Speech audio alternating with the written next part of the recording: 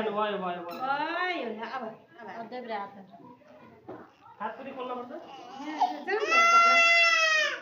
पर्दैन है जानु किन फोटो खिच्ने